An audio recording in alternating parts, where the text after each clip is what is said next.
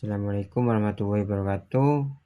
Saya Muhammad Ainul Akinsyah, NIM 21215040, kelas A semester 8 Teknologi Informasi. Dalam video ini saya akan menjelaskan tentang desain IRD dan juga desain DFD.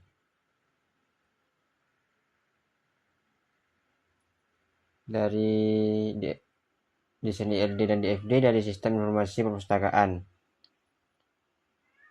Nah, di sini saya mulai dari IRD, Entity Relationship Diagram.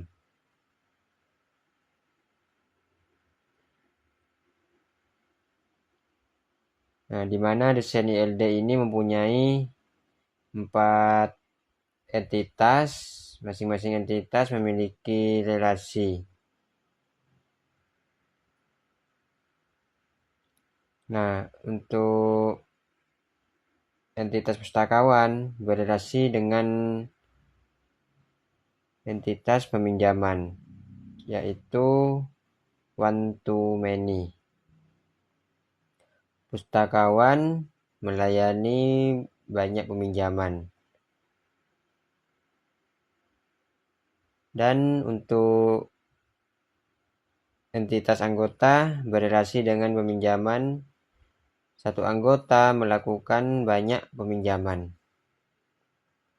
Dan untuk entitas buku berrelasi dengan peminjaman, satu buku bisa dipinjam dengan banyak peminjam. Nah, selanjutnya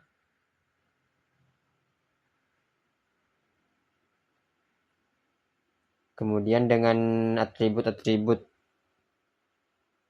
kamus data. Pustakawan memiliki 4 atribut,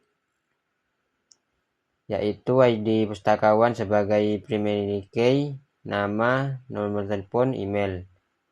Dan entitas anggota memiliki 4 atribut, yaitu NIM atau NIP sebagai primary key, alamat, nomor telepon, status mahasiswa atau dosen. Dan entitas buku memiliki 6 atribut, yaitu ISBN sebagai primary key, judul, penulis, penerbit, tahun terbit, jumlah stok. Dan entitas peminjaman memiliki 9 atribut, yaitu ID peminjaman sebagai primary key, NIM atau NIP sebagai foreign key, ISBN juga sebagai foreign key, ID pustakawan dan foreign key, tanggal peminjaman, tanggal harus kembali, tanggal kembali, status pinjam, dipinjam, dikembalikan atau terlambat.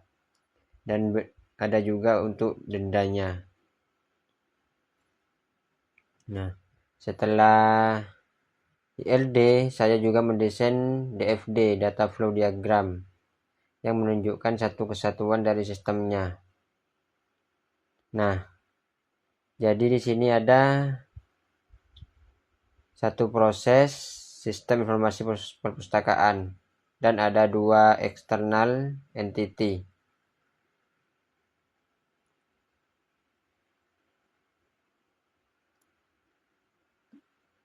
Kemudian dari internal entity pustakawan ada aliran data masuk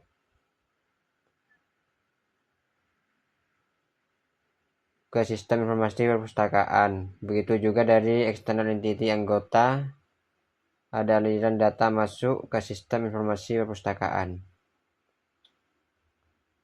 Selanjutnya di external entity pustakawan ada beberapa aliran data masuk dari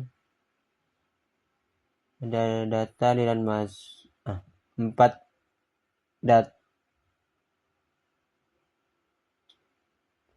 5 data aliran masuk dan 1 data aliran keluar. Begitu juga di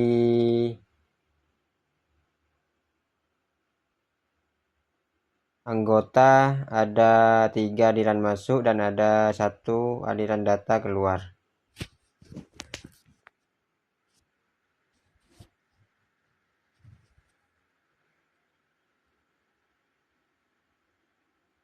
Jadi di pustakawan itu aliran data masuknya yaitu status denda, transaksi peminjaman, buku, pustakawan, pengembalian. Dan untuk aliran data keluarnya yaitu permintaan. Dan untuk anggota, data aliran masuknya ada anggota, permintaan pinjam, dan pengembalian. Sementara untuk data aliran keluarnya ada konfirmasi status denda. Nah, di sini saya juga sudah mendesain DFD data flow diagram level 1. DFD level 1 ini ada 4 proses dan 2 external entity. 4 proses dan 2 external entity.